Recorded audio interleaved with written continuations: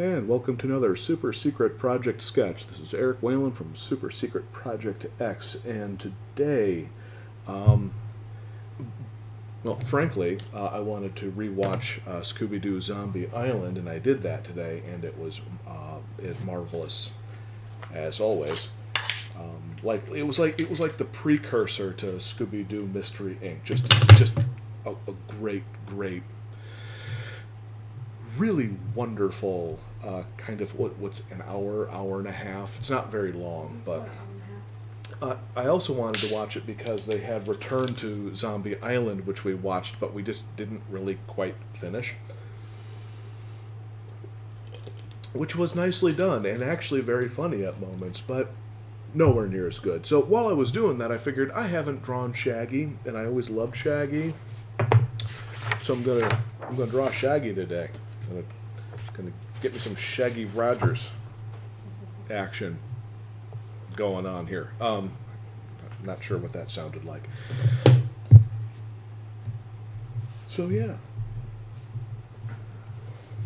I mean, really a teenage '70s stoner is really a fun kind of weirdly cartoon stereotype, you know, which is probably just singularly because of him, but whatever.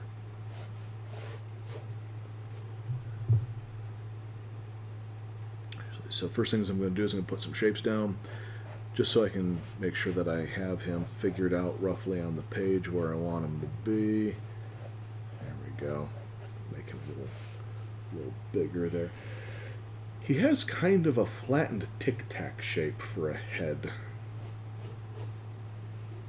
Well, he does. And what's nice and goofy about him is not only that shape, but that it's actually curving outwards. I always thought of it as a squared off bean. It is kind of a squared off beam, yeah.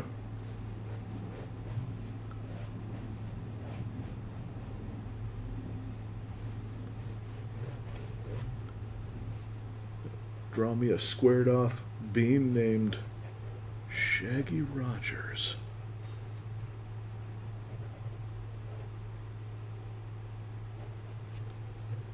I'm just going to go in and start putting some kind of landmark shapes and lines down so I can start figuring out where all the pieces and parts of his head are. There we go. Yeah, I always liked Scooby-Doo as a kid. And the thing is there's moments, like in a lot of the ones that I don't even necessarily care for because it's just fun. But I always liked Scooby-Doo, but I really, really, really loved the ones where they took it and they really decided to do something different. Because a lot of them, and again, I'm not an idiot, I get it, Scooby-Doo is meant for kids. It's the ones where they made it more interesting and a little bit more adult-like that ended up, really being far more fun for me.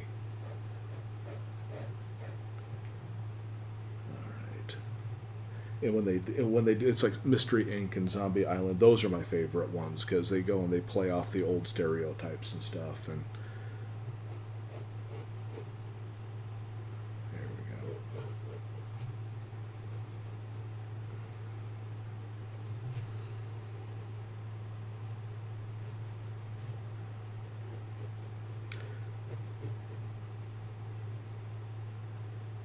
And honestly, Shaggy is just a wonderful character. I think the one thing that I liked about Return to Zombie Island, and the longer it kept going, it was just sort of like I lost interest, but the beginning of it was funny, was that Shaggy and Scooby made everybody swear that they weren't going to, go looking for a mystery, basically. They were going to go on vacation. And that part I actually thought was really funny. And then they had Elvira come on and blah, blah, blah. And, it was cute. I was kind of having fun. But the longer it went, the more I was going like, all right, this is supposed to be Zombie Island. When am I going to get some of the, zombies in Zombie Island goodness, which was actually like some real kind of awful horror stuff at moments, which was kind of awesome. But they never really went there, and then I just kind of lost interest and just honestly stopped watching. And is currently on pause. And maybe I'll turn it back on, maybe I won't. But the beginning of Return to Zombie Island was fun, but it just kept kind of going downhill, and I just sort of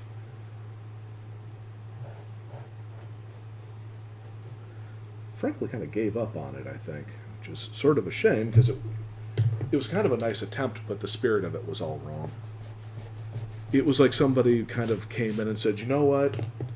We're going to do a continuation to a very popular and very effective Scooby-Doo story.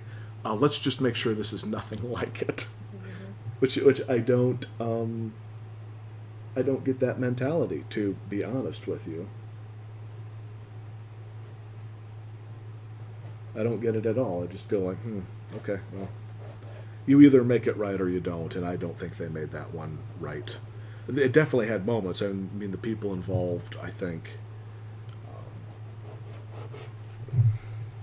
knew what they were doing, and in many ways did a good job. If it wasn't Zombie Island. I kind of have expectations when they put Zombie Island on there, and they didn't reach the expectations. Oh, okay.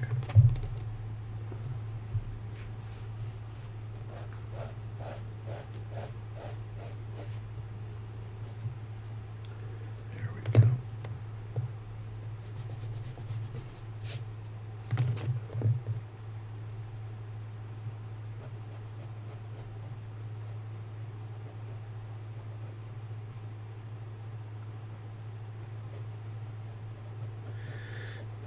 And the funny thing is, I actually don't think they should make Scooby-Doo like Mystery Inc. and Zombie Island all the time. I think they should do that very sparingly. Because really, it really should be for... I mean, I was a little kid when it came out.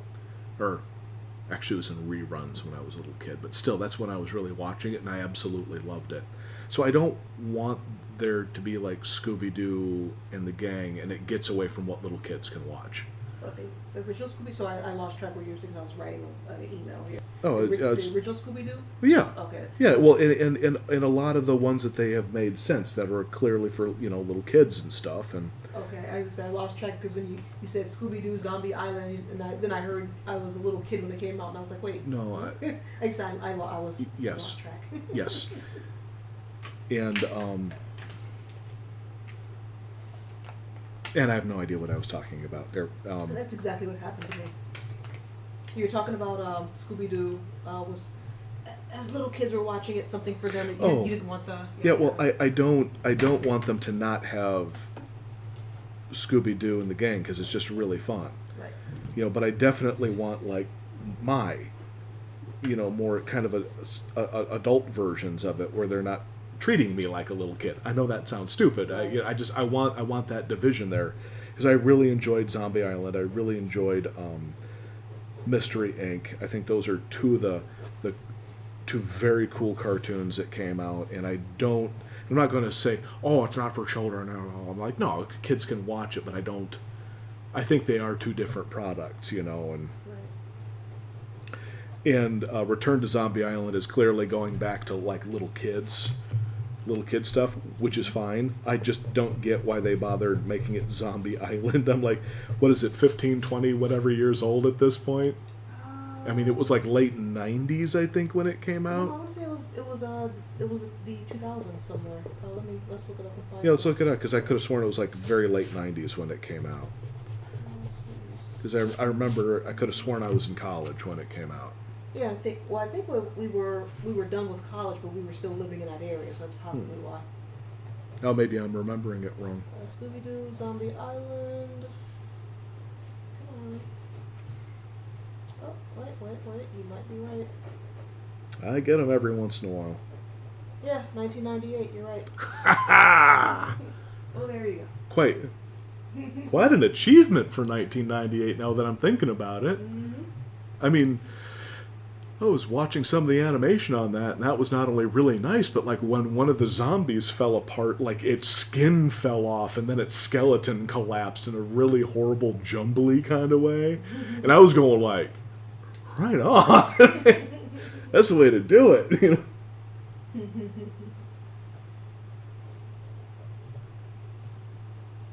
It's,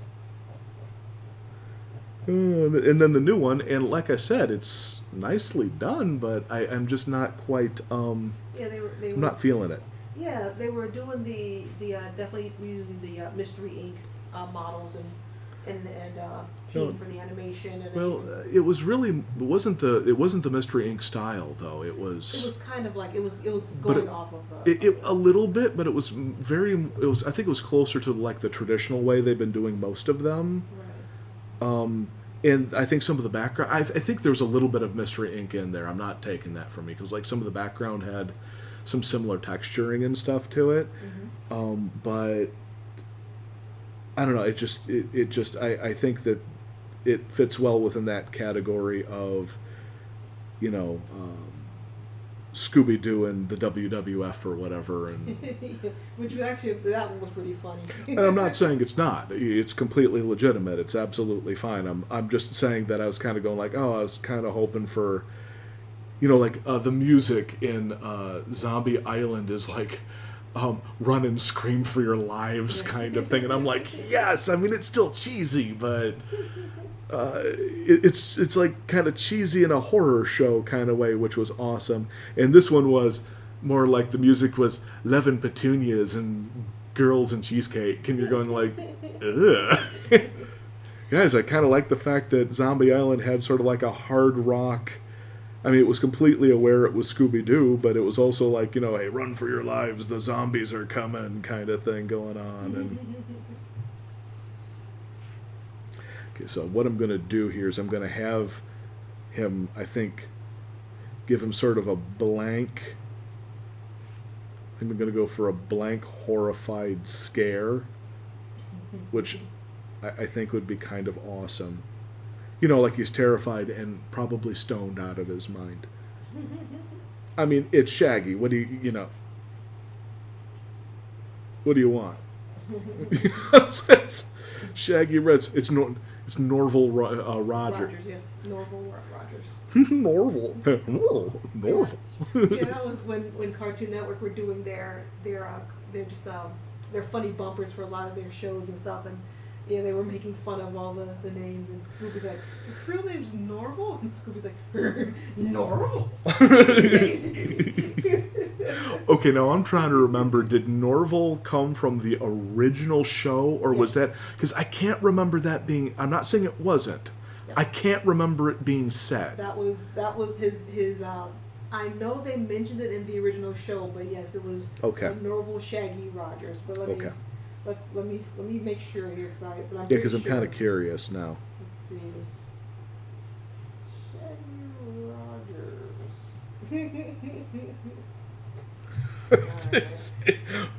Norval. No. that was a funny bumper. That was really fun. Oh, it's so good.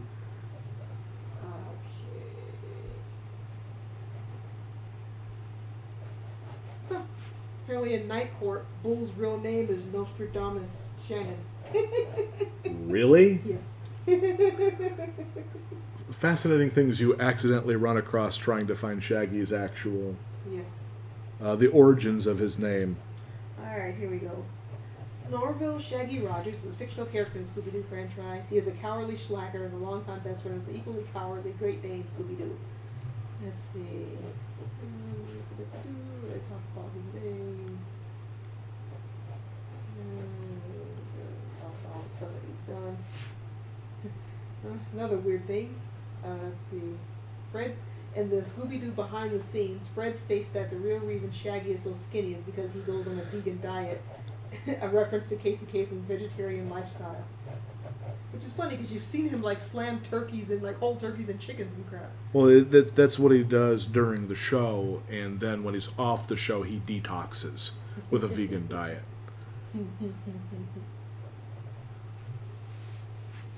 I guess.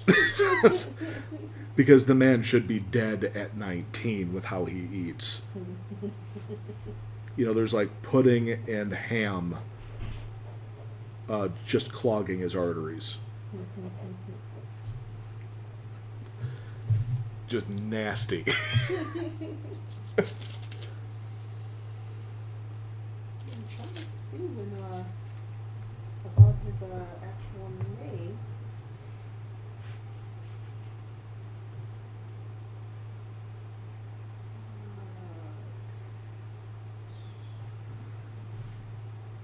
Okay. Just trying to get this shakedown of his hair.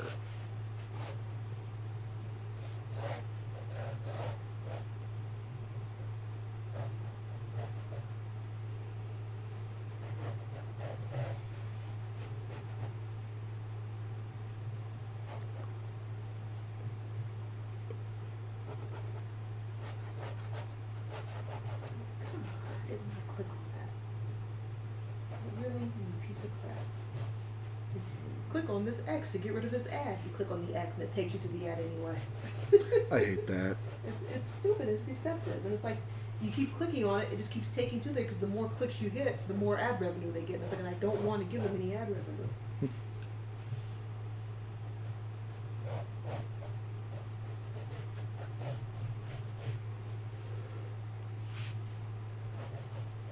Norval.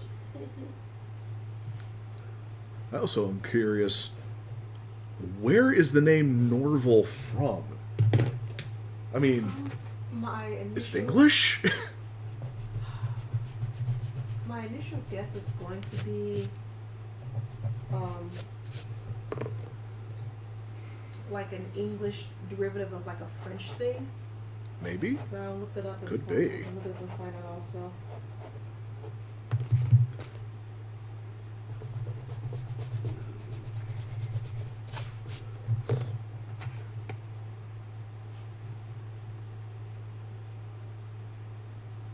Oh yeah, there's going to be a new Scooby-Doo movie coming out. CGI. It's going to be showing them as how Scooby and Shaggy met as little kids. Yeah, I remember seeing a little clip of that. Mm-hmm. Might be okay. I mean, might be really good. I don't know. Yep. I think the issue I have is when when the standard Scooby-Doo stuff comes out, I usually end up thinking that this is a great thing for kids, and I usually get a couple laughs out of it, and I have a couple moments I like, but overall I'm not like super geeked about it. Mm-hmm. And then the really rare ones I really, really love, but then when they get like Hollywood executives involved, I think they usually end up sucking because they just end up not having the right spirit, and they go like, let's just make sure all the normal things are in there. And I think the only one that wasn't true was the very first Scooby-Doo live action that they did, and they did kind of make fun of the, have the marijuana jokes and stuff in there. Right. And I remember a couple moments, but then I remember seeing other stuff where I'm going like, this is just the same thing but live action. It's like, who cares? Do something interesting with it if you're going to spend money on it.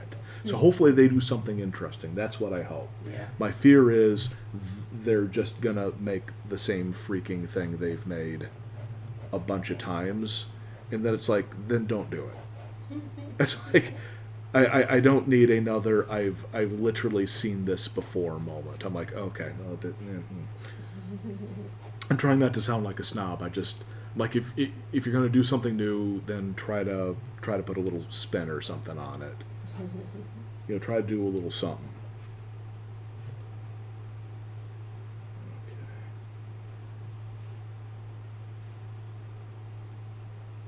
Okay. Yeah, as it turns out, Shaggy's face, not a problem. Shaggy's hair is a fascinatingly difficult thing to execute because it doesn't do the anime thing where the bang flips, like they turn their head and then they go, and it flips and it suddenly you just draw the person's head flipped.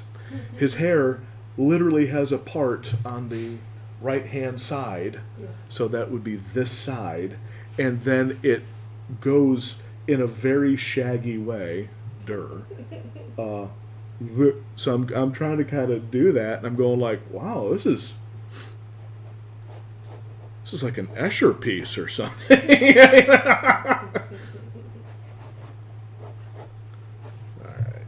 So I'm going to kind of just do what I kind of sort of feel is about right.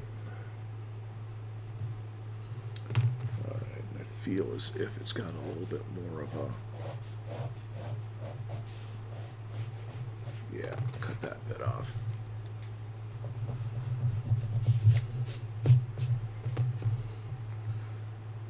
There we go. Not easy. Ah, I am seeing that Twitch is finally caught up. Yeah, for some reason it wasn't loading in properly, yeah. Yeah, okay, I'm kind of not entirely sure I want him to look afraid anymore. I'm kind of liking this goofy smile. He completely just stone told I was freaking gored.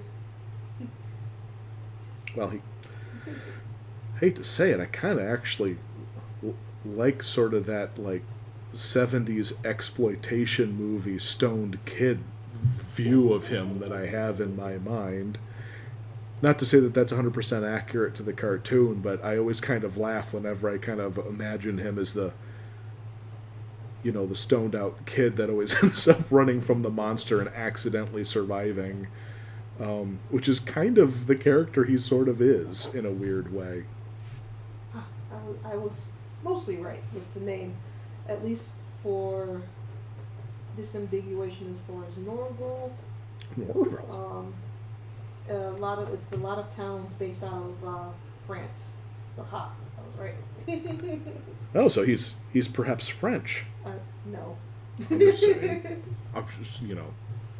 His parents saying. probably like. Well, just in Mystery Inc., his parents are like super wealthy, so they can name their kid weird names, and there you go, because they're rich.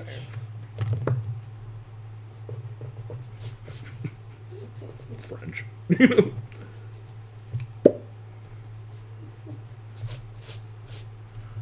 I mean, it would explain his obsession with food. The French are very skilled at cooking. Wait, I gotta look this up because if that's true, I'm gonna laugh. His family. Where is it? I just saw that. They have a list of all of his family and their various names, and I think I saw something about he has an uncle named Shagworthy. Shagworthy? Exactly. It's like an Austin Powers name. Exactly. That's what I'm looking up to make sure. Dude, I is your uncle Shagworthy?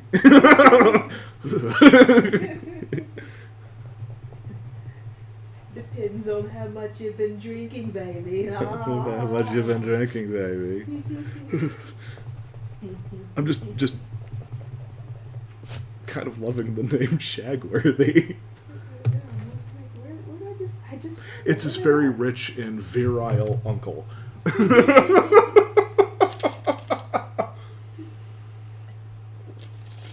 on, I just saw that with this. And of course I'm not going to be able to find it now.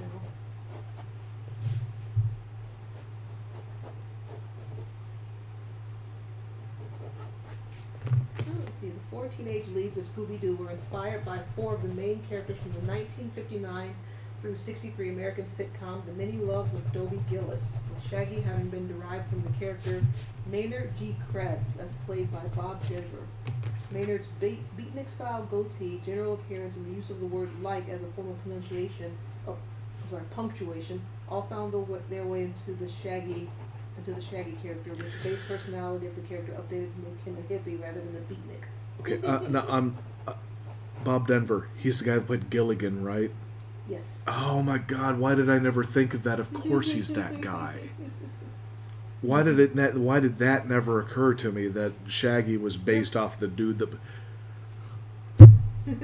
Of course, that's Shaggy. I mean, the proportions of his head are drawn differently, but of course that's Shaggy. Yep. Wow, how did that never occur to me? Because we never thought about it. I'm almost kind of wanting to see now Gilligan's Island done with Scoob and the gang. Well, didn't they have a one of the originals? Didn't they cross over with the But then they meet the Gilligan's Island. I want to say. I want to say no. I thought they did. Maybe they did, but I'm not remembering that one. Yeah, with all of Maybe they did.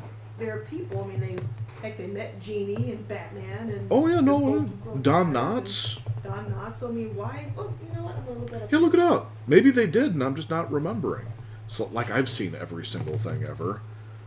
Well, we've seen a lot. So We've seen a lot, but I know for a fact I haven't seen everything. I'd be really old.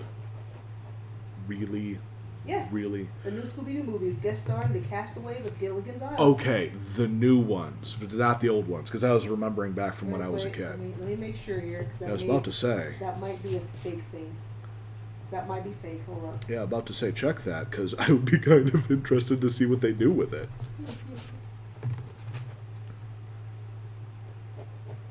I'm surprised there's not the. Wait, are there any Gilligan's Island cartoons on our Boomerang thing? Because they have Gilligan's Not Planet. that I saw. Yeah, and I remember watching Gilligan's Planet when I was a kid and thinking, what the heck is up with this? I mean, it was they tried to get off the island, and so the professor makes a spaceship. Yeah, okay, I did remember seeing a bit of that. Yeah, and you just end up going like, really? This is what y'all came up with, is Gilligan's Island in space. I mean, that's even messed up for the, I think it was the early 80s when that came out. Okay, no, yeah, that was a fake. Okay, so no, they hadn't crossed over. Seemed like they would, though. I mean, that would be a great crossover. Yeah, I mean, like I said, they met all the other, like, 60s and 60s and 70s and like, 80s. sitcom shows that time period, so why not? Gilligan's Planet, 1982. Alright, now back to the search for Shaggy's family. Cause like, where did I just see that? Damn, Black. So I now have to know if he has an uncle named Shagworthy. I also want to know if he's French. Not that there's anything wrong with the French. I just got to know, is Shaggy, in fact, No. of a French family line? That Like one- royalty, perhaps? No, because their last name is Rogers, and that's English. Oh, I see. You're using logic on me. Yeah, I know. Weird, ain't it? I know. Wait a minute. Is Rogers French? No, La Roger? it's English. Oh. As I said earlier. La Roger. Morville La Roger. Here we go. Let's see. Relatives. Mr. and Mrs. Samuel Chastain, Mom and Pops Rogers. Awesome. Let's see. Shaggy's parents. Shaggy's father is a police officer in most incarnations, except for Mystery Incorporated, in which his first name is Colton, not Samuel. At one point, Shaggy's parents lived in Plymouth, Massachusetts. Let's see. Maggie Rogers, Shaggy's little sister, and a pup named Scooby-Doo. She was nicknamed Shuggy. Maggie's husband, Wilfred, and Shaggy's brother-in-law. Shaggy's uncle, Gaggy Rogers. Let's see. There he is, Uncle Shagworthy. Shaggy's rich uncle. Awesome. Not only does he look like his nephew, but he has the same appetite and cowardice. He keeps his most precious possession, food, in a secret refrigerator with valuable jewels. Also voiced by Casey Kasem. Better be. He has an Uncle Nathaniel, an Uncle Beauregard, another Uncle Shagafort, who owns the Fearless Detective Agency. The name is a reference to Fearless Fosdick, a character in Little Abner. I remember that comic strip. And then Uncle Albert Shaggleford, another rich uncle, an inventor who's only appeared in Shaggy and Scooby-Doo Get a Clue, which is that going to be the new movie coming out.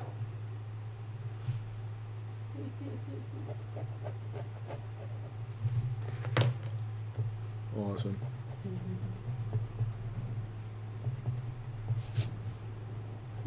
I can think, pot smoker? Question mark. Some viewers of the original Scooby-Doo believe that Shaggy smoked marijuana, an urban legend making the rounds from time to time. Newsweek interviewed... As a kid, I thought that. Yes, same here. Newsweek asked Casey Kasem whether he had observed that or that subtext in the series. Kasem responded, "There wasn't anything like that at all, and we never even thought of it." Kasem added that he never observed any of his colleagues making a joke about Shaggy smoking marijuana. explaining, I guess it's because, I don't know, it was a wholesome show from beginning to end. According to Casey Kasem, he was not aware of the drug subtext until the Newsweek interviewer brought it up. Sheltered life. Look, all I'm saying is a paranoid, scrubby teenager with a huge appetite and a tendency of hearing his dog talking. Let's see, the makers of the film had several scenes shot parroting the drug subtext. Few of those scenes were included in the film, in the final film. Kasem was not aware of this, as he did not track the development of the film. Matthew Lillard, the actor who portrays Shaggy in the film, said that he did not believe that Shaggy consumed marijuana. He just seems like that. He acts a little goofy and high, he's lovable and scared, and just happens to have the munchies. Look, I'm not a person that immediately goes to places like that, but Shaggy is one of those ones that I have a hard time kind of going like, really? Really? I mean, come on. I think Harvey Birdman discussed that one. Well, okay, I can see how somebody wouldn't see it because they're just not thinking about that sort of stuff. Mm-hmm. But I'm not somebody who kind of goes there Right. typically, and I'm just looking at Shaggy going like, okay, come on now. Honestly, seriously, you didn't see it, huh? Okay. I'm not saying he has to be. I'm just simply saying you didn't. Oh, no, I agree. Really? It's like, wait a minute, that never crossed your mind, really? Not even jokingly. All right. Okay, good for you, I suppose. Right on. You know, I mean, Your mind is pure. good for you. Yeah. Personally, I kind of just look at Shaggy and go like, that's all right. I mean, okay, you didn't see it, huh?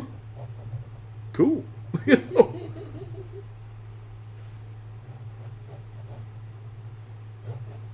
I mean, considering that Bob Denver was just, I mean, from my understanding, he was lit 24/7. I mean, and that's not like me trying to be a jerk. That's like, from my understanding, he was like a huge pot dude. You know, so I'm like, okay.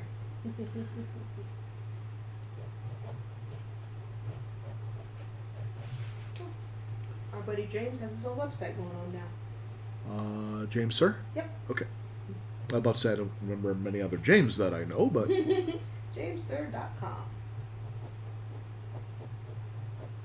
I am going to bookmark that for you. You can look at that later.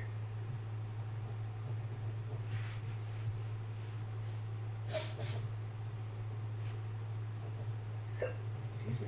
whoa. Oh, you're doing the thing over there. Oh, his stomach was a little grody earlier, so. Yeah.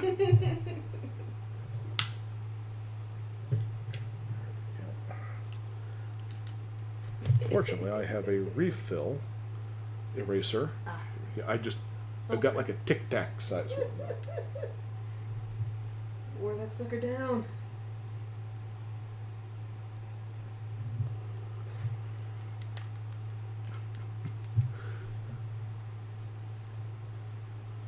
My pencil eraser I had been using it, didn't realize it was like not even not even under a half centimeter of stuff left, and I hadn't realized it. I'm like, why is it scraping? Oh.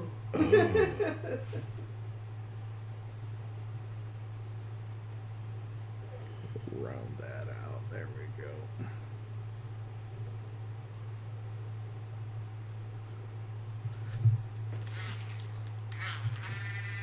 Yeah. Love that sound. Do it, do it. There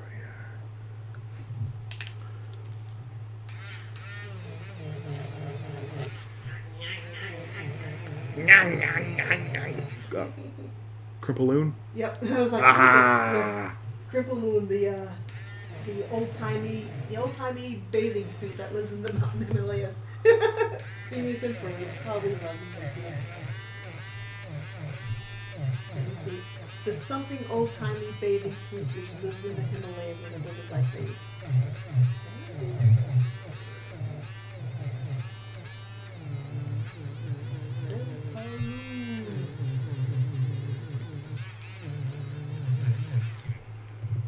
Klimpaloon, apparently. Klimpaloon? Klimpaloon. Klimpaloon. The magical old-timey bathing suit who lives in the Himalayas.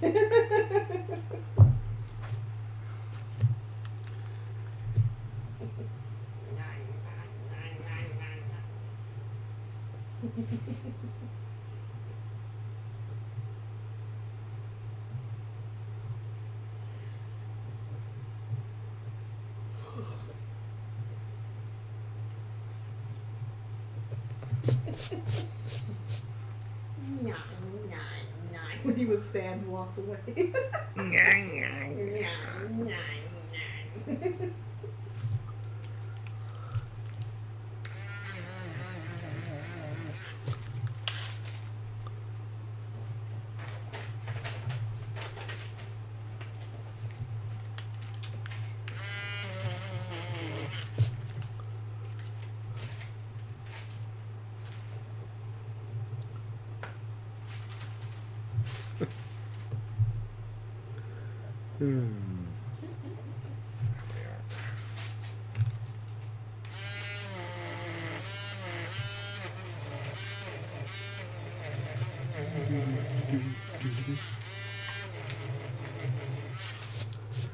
Can't remember when it happened because when I was really young, Scooby-Doo was like one of my afternoon show for I can't remember how long.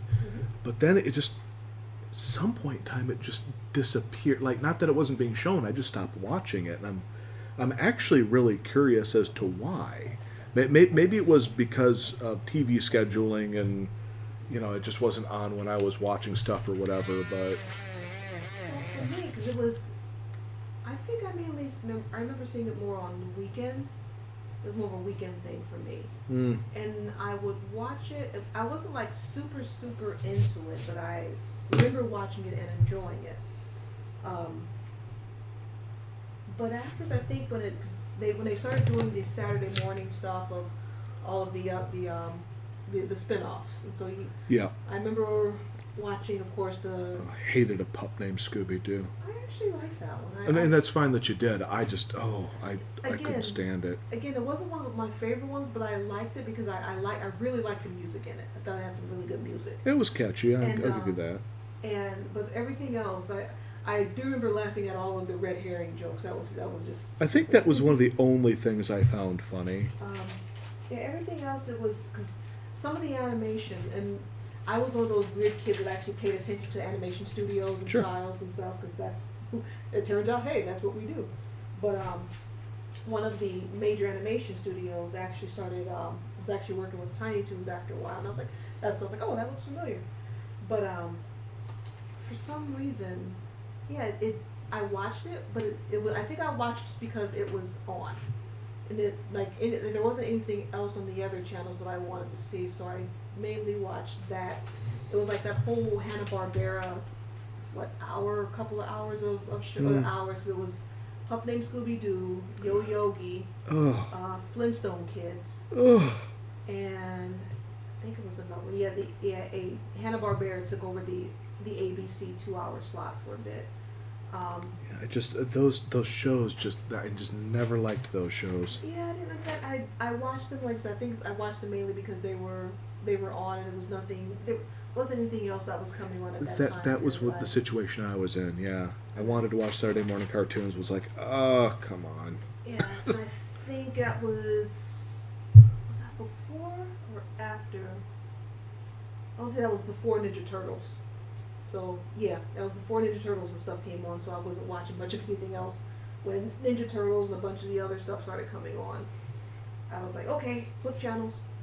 But so yeah, so that was on, and then I think even before that, that was like Care Bears, which was like one of the few girly cartoons that I watched. Quote unquote girly cartoons. Do the Care Bear countdown. 5, 4, 3, 2, 1. There we go. I remember it now. Movies were definitely better than the show, of course.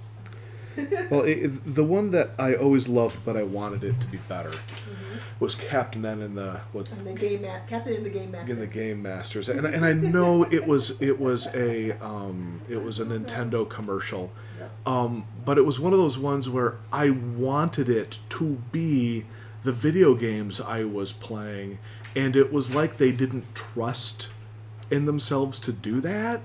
And that drove me crazy as a kid because I was a young teen or 12 or 11 or whatever that was. Pre-teenager when that one came out. And I just ended up watching it going like, okay, well, why didn't you just use Mario and get the princess from the Mario stuff? Licensing? That's why. But that's what I'm saying is they licensed some of it. They should have gotten finished the licensing. 1989, Captain N the Game Master. So yeah, you were preteen. And then they would do weird stuff, like they got King Hippo, which was a great character to get because he was weird. But then they made him blue with purple nipples, and you were just like, what? And actually made him a king. Which is fine. Like, I could totally deal with them rewriting some stuff, but he was just like, wait, you know what Mega Man looked like. And so they decided to not make him look like the character. And Kid Icarus, okay, you could re-envision Kid Icarus. You have a hard time seeing. He looked close enough to what was in the video game, okay. But Mega Man didn't. And you were like, this is so far off, it's ridiculous. Well, that and also Simon Belmont from the Castlevania series. That was weird. Yeah, making him like some weird egotistical, and the creepy part of him chasing after the princess, and she was like, she was a mid-teenager, late teenager, and he was like this old dude. Yeah, he was like a 20 to 30 something adventurer. Yeah. And he was like always like making the googlies at her. I was like, dude, ew. You're creepy. Yeah, but as a kid, and I think this is where it comes from, as a kid, you don't see the difference between an older teenager and somebody in their 20s and 30s. Yeah, you just see everybody from about 19 to 27, and then the moment they start getting wrinkles, then you put that in another age group. And then super old people, like you just don't think about it, And so that's kind of what I'm thinking there is what happened. Right. And so they're going like, kids don't know. It'll be funny. Or they're like, they themselves are real creepy. Well, because I thought maybe she wasn't a teenager. Maybe she was older, which even makes maybe she was mid-20s. It makes it even weirder because Captain N, he was a teenager, and he was, was there like a little bit of a flirtation thing going on between the two? I want to say he was into her, but she wasn't into him, which would make sense. Yeah, I'm but as it still goes, it still was a disappointing show. And including some of the things that I could deal with, like I loved Mother Brain from Metroid as an idea for a villain, but then they just made the most messed up version they could have made. I get you, Captain Man! And you're like, the fact that they made her just this angry, loud, screeching, almost like Black Mama. I was insulted, but yet entertained at that as a kid, and I'm like, oh, she was so messed up. I wasn't insulted. I was just like, well, as a black person, I was insulted. As a young black man. Thank you, the jerk. When I was growing up, I grew up a poor black child. I need to rewatch that movie. I haven't seen it in so long. Oh man, heck yeah, it was such a fun movie. Thank you, the jerk. So funny. But yeah, it's like I was entertained by her, but on the same note, I was kind of insulted because you could tell that they were doing a kind of like a Afro-American kind of inflection. I was like, hey, but I can't. To be fair, the rest of it was so messed up that it never occurred to me to be anything other than the people that were animating it were just stoned when they came up with it. Because even as a kid, I'm going like, that ain't right. Like, what are you doing? I play these video games. This isn't right at all. Y'all didn't watch anything, did you? But yeah, I agree. I mean, I like it was all licensing and stuff, and there was no way they were going to be able to get all of those licenses under one thing like that. So Yeah, changing the princess and Which, I mean, a and lot of it made sense, but purple King Hippo, or blue King Hippo with purple nipples was just so weird. then oh the egg. What was Eggplant Wizard from? Kid Icarus. Okay. Because they got Kid Icarus, so they were able to get Eggplant Wizard. Right. But then you were like, well, you got King Hippo, why didn't you put Little Mac in there, which would have been a good hero character, because I'd like to see him boxing something.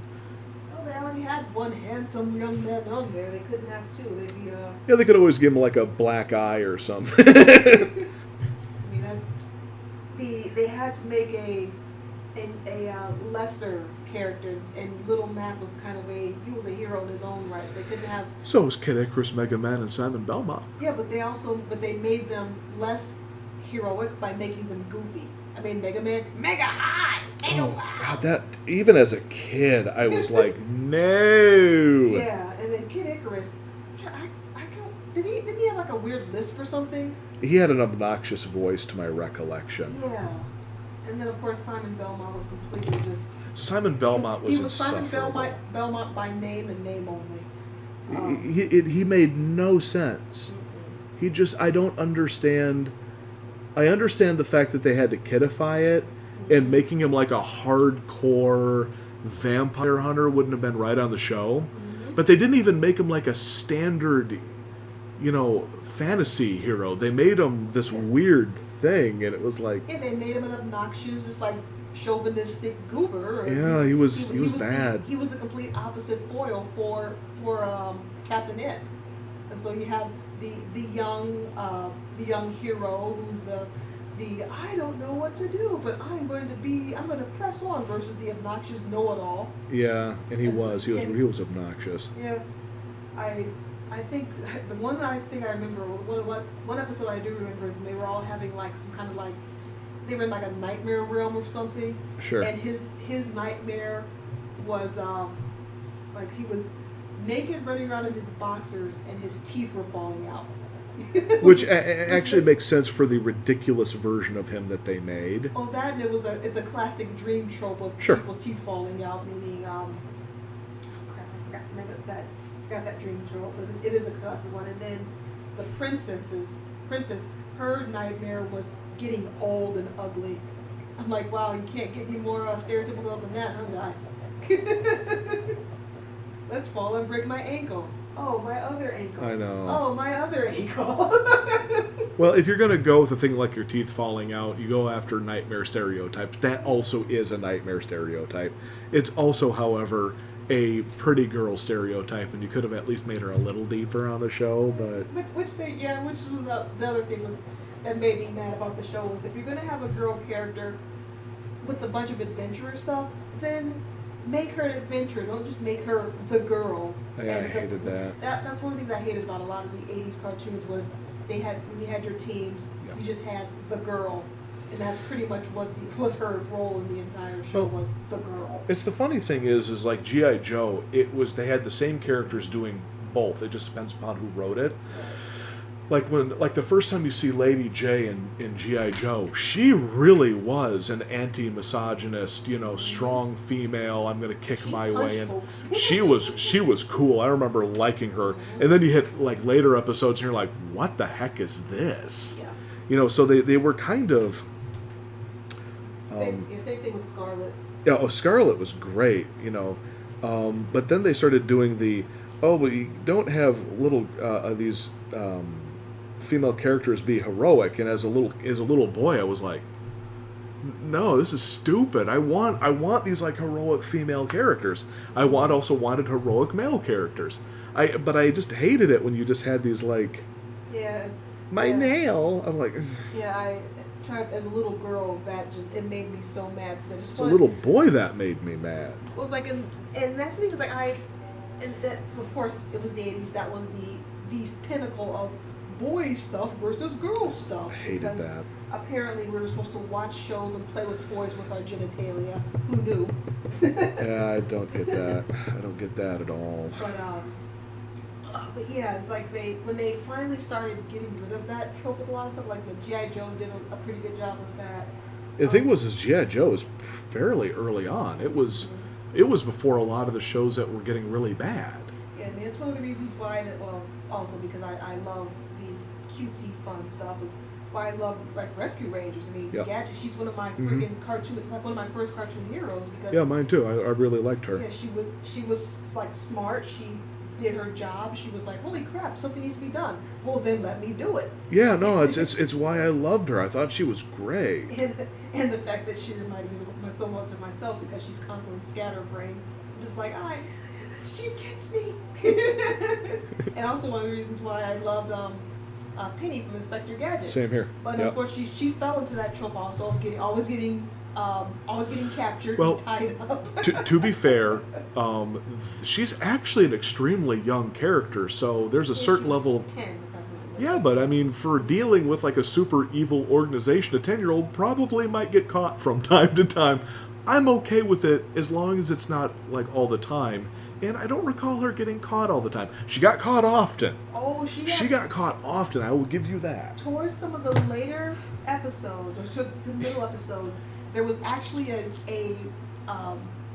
people actually did a count, and I'm not remembering the count, but it was like this whole fun meme, or I shouldn't say fun, but this meme thing of how many times in the show she was bound and gagged. They're Oh just yeah, like, there was something going people were on just there like, with the Is writers. there something that we needed to understand about some of I these know. folks? There was moments where you're like, now to be fair, on Tubi, they had Inspector Gadget. I think they had the first season or two. It's the first couple seasons we watched it, yeah. And in those, she wasn't tied up once, and she was caught very few times. So I think that was something that just developed over time. Yep.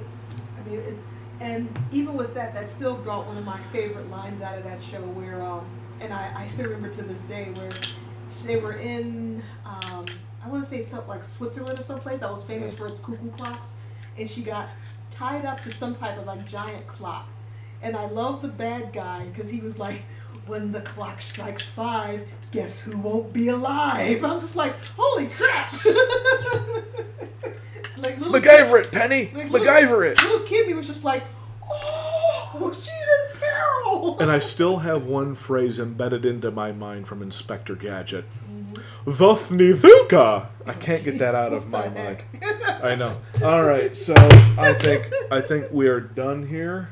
I think that's good enough. I think that's a combination of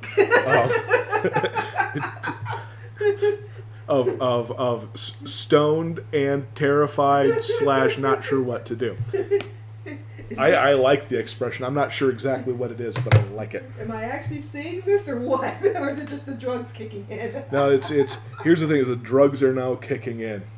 Shaggy, not sure what he's seeing across the room, spots Katara from The Last Airbender. Now, he has the goofy boy smirk. now, unfortunately, what happens here is, again, I wasn't thinking about what I was doing.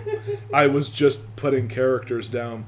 Is Norval, Shaggy, Rogers, and Katara from the Water Tribe will now spend eternity smooching in my sketchbook. Oh, that's a ship I didn't want to see. It is. It's something I should not have done, but I did, and I apologize to everybody involved. You're My a bad. bad man. Well, now to be fair, they are only probably 5-6 years apart in age. One's into mystical things. The other is herbally enhanced to probably think. He's into mystical things. And they both see monsters on a regular basis. So there you go. You know, they got themselves a reason to maybe get to know each other. I'm sorry.